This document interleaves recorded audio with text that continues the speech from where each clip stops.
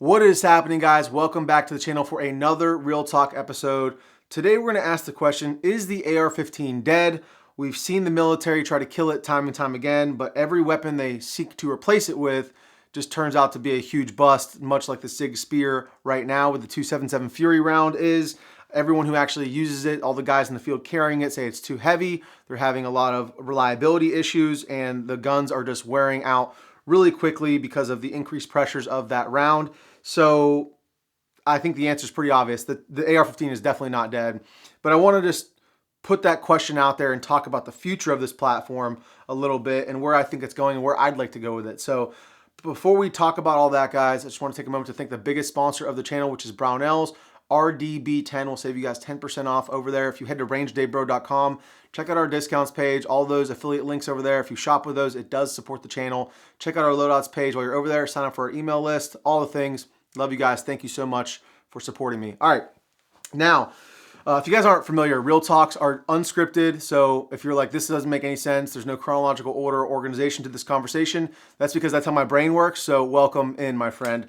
But for those of you who've been here before, you know already, we're about to go on a little tangent. But essentially, the AR-15 is not dead. And the way I see this moving forward is there's really no way around the fact that this thing is super lightweight. You can carry a ton of ammunition with you, which, as we've seen time and time again in all these conflicts over the last 100 years, really, fire superiority is not from the round of, not the size of the round or the grain weight of the bullet. Back in the day, we used to shoot 30-06 during World War I, World War II. And then more recently, after World War II, moved to 7.62 by 51 or 308. And then even more recently, moving to, after Vietnam or in the middle of Vietnam, the 5.56. And this is kind of reigned supreme. We've seen all kinds of militaries all over the world move towards this because overwhelming fire superiority comes from volume, not from the size of the round. Because 99% of rounds being shot in combat are going into the dirt as covering fire or as cover for guys to be able to move and outmaneuver the position of the enemy. So that is really the golden ticket. We're obviously not talking about a DMR sniper role because those obviously have their place as well. But for the vast majority, infantrymen, the regular guys, and I think it does apply heavily as well just to an armed civilian in a two-way perspective, right? We're going to be outnumbered if that ever happens. God forbid it never happens. We all know what these are for, but God forbid it never happens, right? But we're going to be outnumbered. You're going to need to shoot and move and shoot. And so a lot of those rounds are going to be just a distraction, essentially, to suppress the enemy, make them take cover so that you can move effectively without getting shot. So where do I see this moving? And let's just take a step back for a minute. So me personally, one of my favorite things, one of my absolute favorite things to do in the whole world is shoot steel. Shooting steel is amazing. Shout out to TA Targets. Some of the best steel I've ever had and owned in my life is from TA Targets.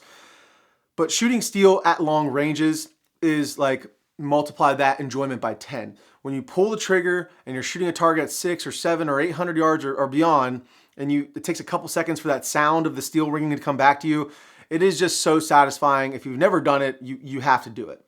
Now, that is just me being biased towards something that I really enjoy.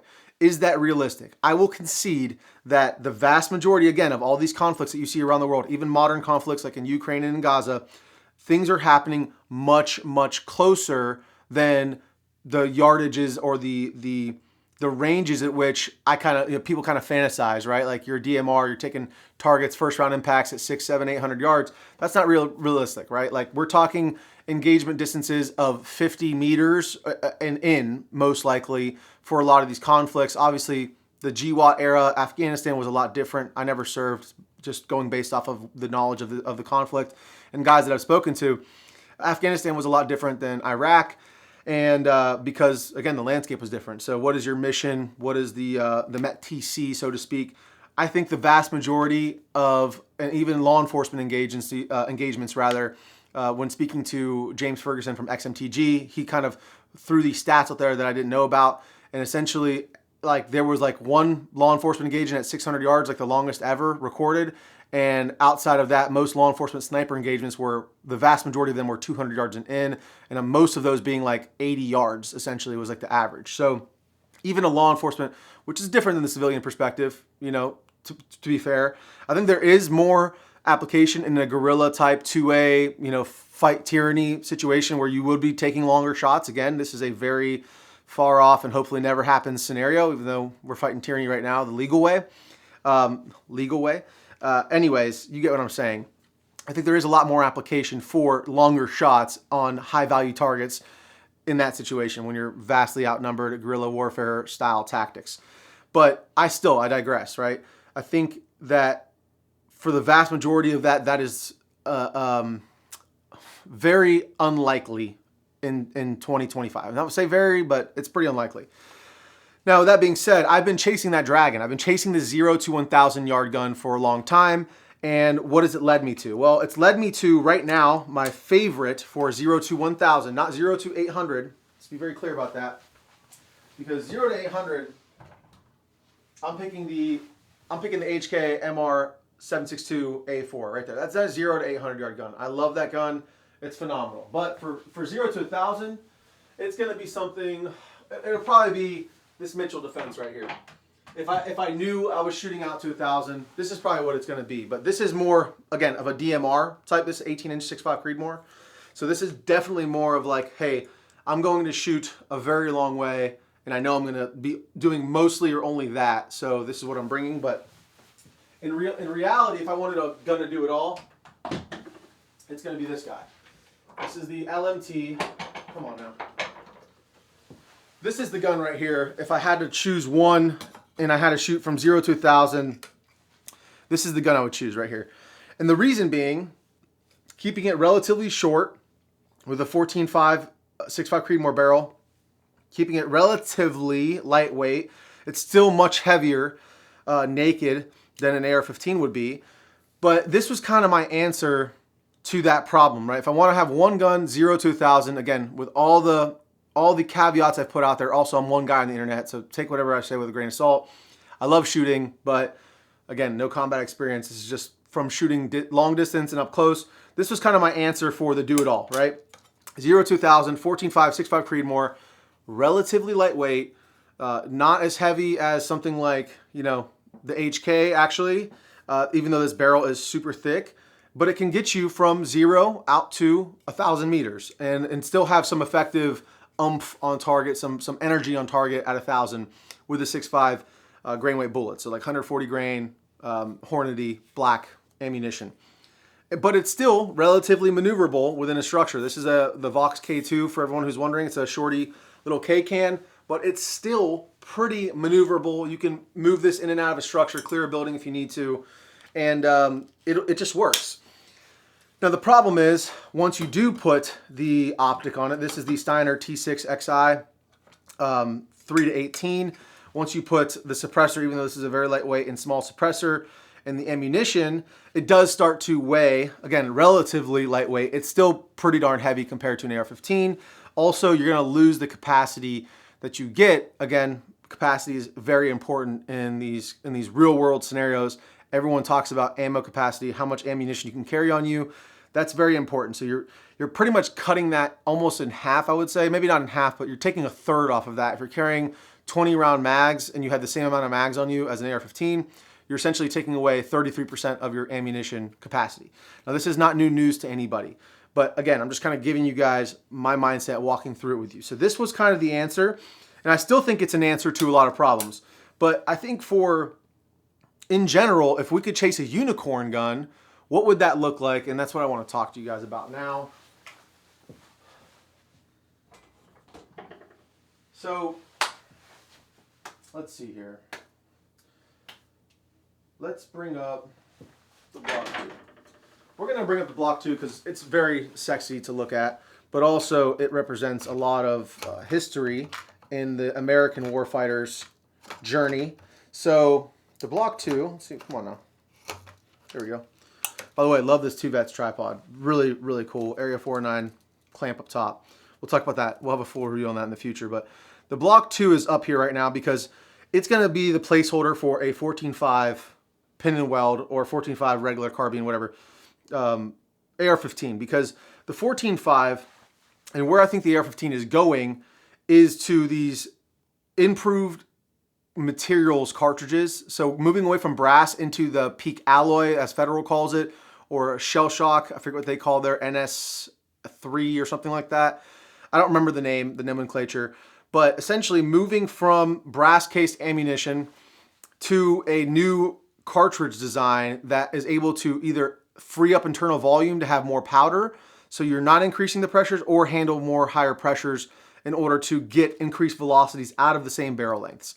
Now, if I wanted to call a unicorn gun, like if I can create any gun in my head without having to deal with the technology or the material science that goes into creating this stuff, I would want a 12.5 that has 20-inch velocities, or even 22-inch velocities out of a 5.56. Now, obviously, that's a big ask, but it seems like with these new case technologies, for not that much more money as far as the shell shock goes, from what I've seen, you're able to get like essentially 4 inches of extra barrel length of performance out of those cartridges through the same barrel length. So 110 SAS Actual did a video on it where he actually chronographed all the different barrel lengths with the different grain weights.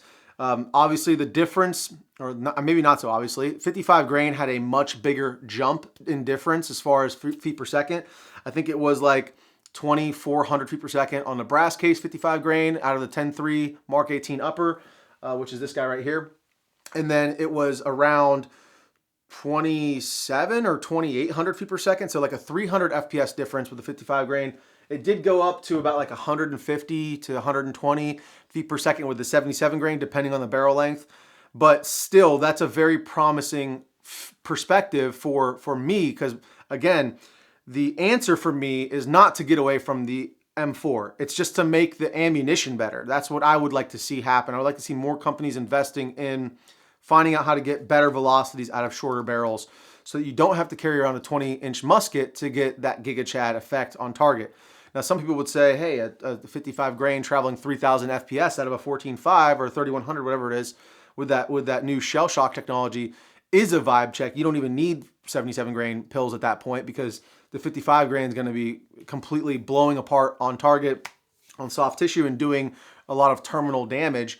And I would say to that, great point. It's a good point. I'm not arguing against that. I just think it would be nice to have 77 grain accurized ammunition with those velocities, because obviously who wouldn't want that? So, but I also want to bring this up and discuss the direction which I'm going currently. So it kind of went from, without going too far back, it went from like the 14.5 down to the 12.5, and then I would just switch up to an AR10 for having the longer range capabilities, right? The AR, mostly was 16-inch 308s to begin with, the HKMR 762A1, which is this guy right here, and then the A4.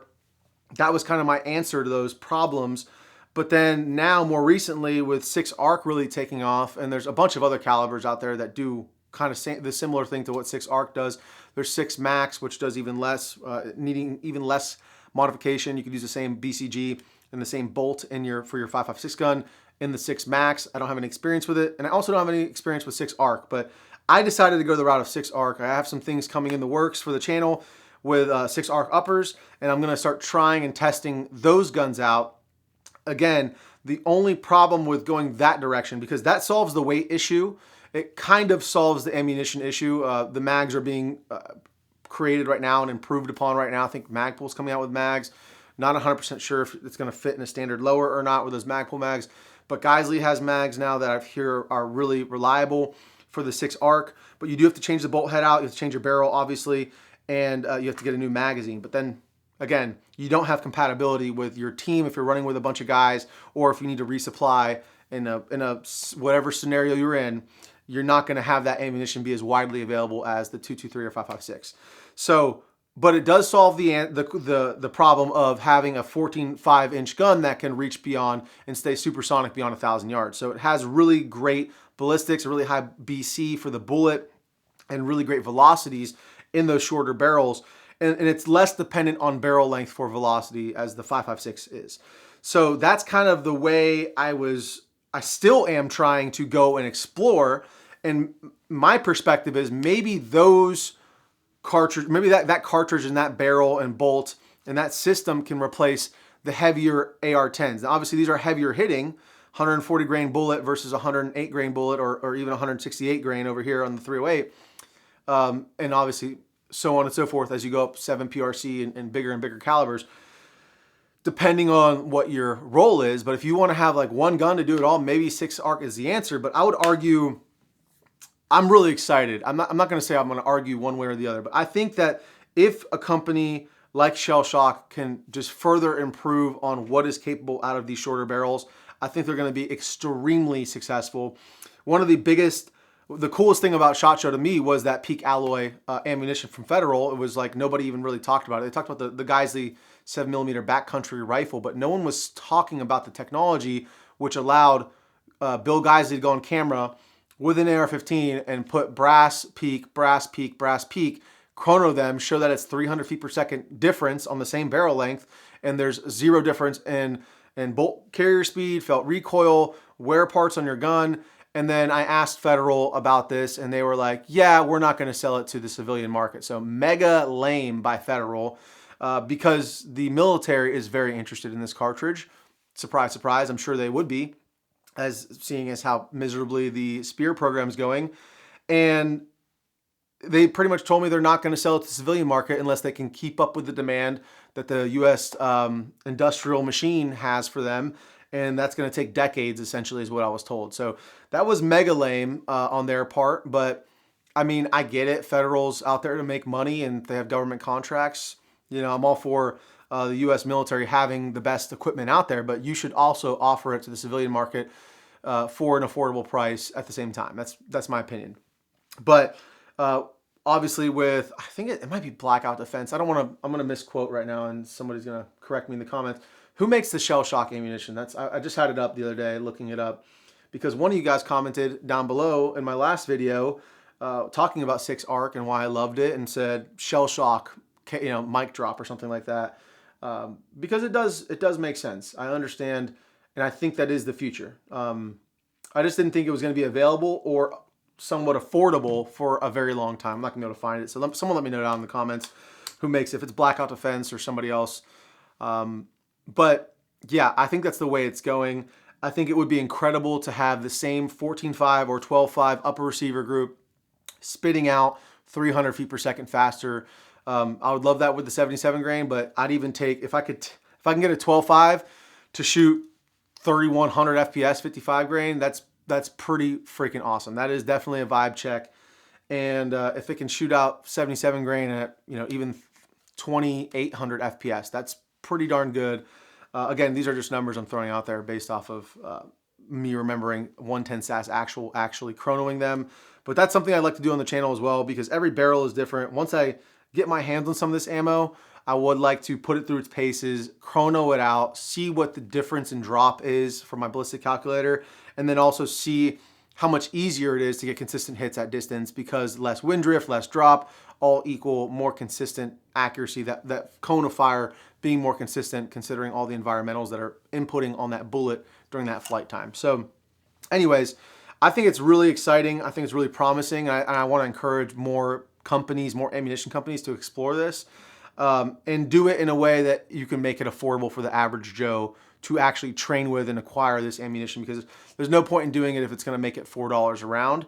In my opinion, at that point, you know, it'll be only for the privileged, only for the rich. So from what I can see, the Shell Shock ammo is relatively affordably priced, like 80 cents a round for the 55 grain and around like $1.30 for the 77 grain, which is kind of on par with accurized 77 grain ammo that's out there.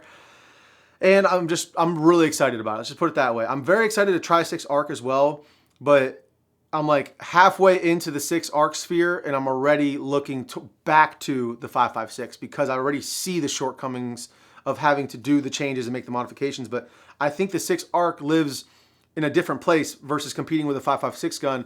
I think it's actually going to be competing with these guns back here, these larger frame guns, because if I can get 108 grain pill where I want it to go, carry more ammunition, and still have, you know, I mean, it's going to be traveling, have way better BC than the 308, and stay supersonic far past the 308's capabilities, especially out of a 16.5-inch barrel. Not quite as, I don't know exactly with the 6.5 Creedmoor, especially have an 18-inch barrel. I'm sure this is going to have at least, I'm sure 6.5 Creedmoor out of an 18-inch barrel is going to be able to be supersonic to like 1,400 yards or meters. Again, just going based off of like my limited knowledge thinking about it right now, because I've never actually shot that far. Furthest I've ever shot is 1,000 yards. But and it was with this gun, actually. I haven't even taken this one out to long range yet, so I'm very excited to do it. But again, the 308 even struggles in the wind. I shot this at a PRS match. Most of the targets were 600, 800, 600 to 750-ish in distance, and I was holding far more wind than everyone else who's running these six. They were specialized PRS cartridges, 6mm, like wild card. There was a bunch of cartridges I've never even heard of. Again, I'm not a reloader. I'm not that autistic. I'm pretty autistic, but more on the side of the AR15 as far as little parts and builds and stuff go than I am on like the reloading side. But that's something I want to get into one day, and I probably will have to get into if I'm going to be shooting 7 PRC or 338 Lapua Magnum at those very long ranges, like extended past 1,500 meters, which is I would love to do. But again, going way off topic. The main point is I'm very excited about new technology that's going to optimize this platform, because this really hasn't reached its optimal limit yet. And the beautiful part about the M4 is that everything is interchangeable. And if you can just improve the ammunition, you can keep everything that we know and love about the AR-15 platform the same, and all your rails, all your all your grips, all your triggers, everything that's like been so refined over the years, really since the early 2000s, stays the same and it gets even better. And then now you have a more capable platform. So again, I know there's a long way to say, hey, can we push faster bullets?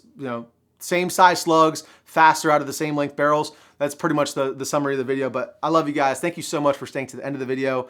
If you guys do want to support the channel, check out rangedabro.com. Use bro code RDB10 over at Brownells. We have a bunch of other discounts over there on the discounts page. Check out our loadouts page. Sign up for our email list.